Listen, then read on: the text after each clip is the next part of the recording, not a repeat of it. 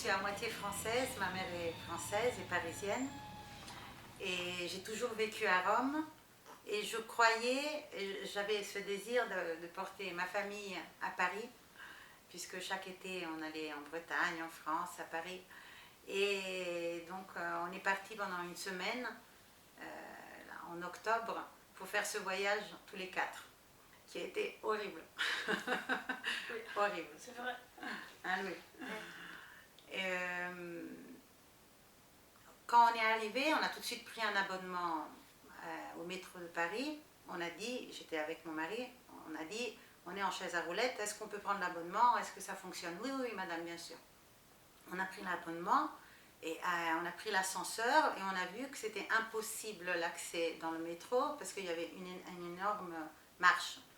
Alors je suis remontée, j'ai dit maintenant, il faut me redonner les sous déjà, et puis ce n'est pas accessible. Et la dame de la RATP m'a répondu, mais non, les gens en fauteuil roulant, ils y montent. J'ai dit, je ne sais pas comment ils font à y monter, ce n'est pas possible, mon mari ne peut pas se lever. Donc ça a été la première expérience.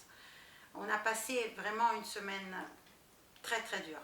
Parce que la première journée, j'ai dit à mon mari, désolé, tu restes dans la chambre d'hôtel et nous on bouge. Parce que ce n'est pas possible, les taxis ne voulaient pas nous prendre parce qu'on était quatre. Ça c'était ceux qui nous disaient.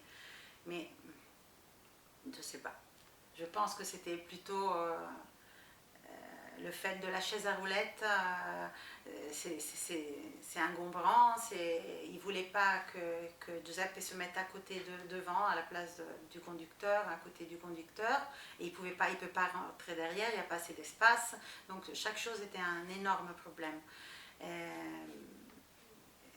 On a arrêté plusieurs taxis, il n'y a rien à faire, jusqu'à quand on a trouvé un très très gentil monsieur qui a vu que je pleurais dans la rue et il nous a dit non, non, ton mari ne peut pas rester dans la chambre, moi je vais m'occuper de vous.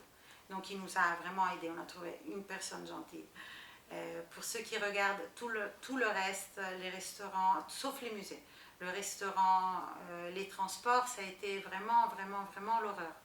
On n'a pas pu passer une semaine agréable ou sereine.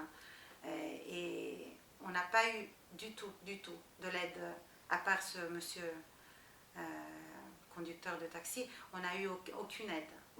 Mais des situations vraiment fortes, la nuit, on sortait la nuit, enfin il faisait soir, le soir, on allait manger dehors, juste en bas de l'hôtel. On était en périphérie, on n'allait pas à Paris parce que c'était pas possible de rentrer. On l'a fait 2 fois et les 2 fois, on s'est retrouvés sous la pluie. Je me suis mise au milieu de la rue à arrêter les taxis. Les taxis me disaient oui, je disais on est 4, oui. J'ai appelé mon mari qui est resté sous la tente pour se couvrir de la pluie. J'ai appelé mon mari et c'est arrivé plusieurs fois que le taxi, hop, il s'en va.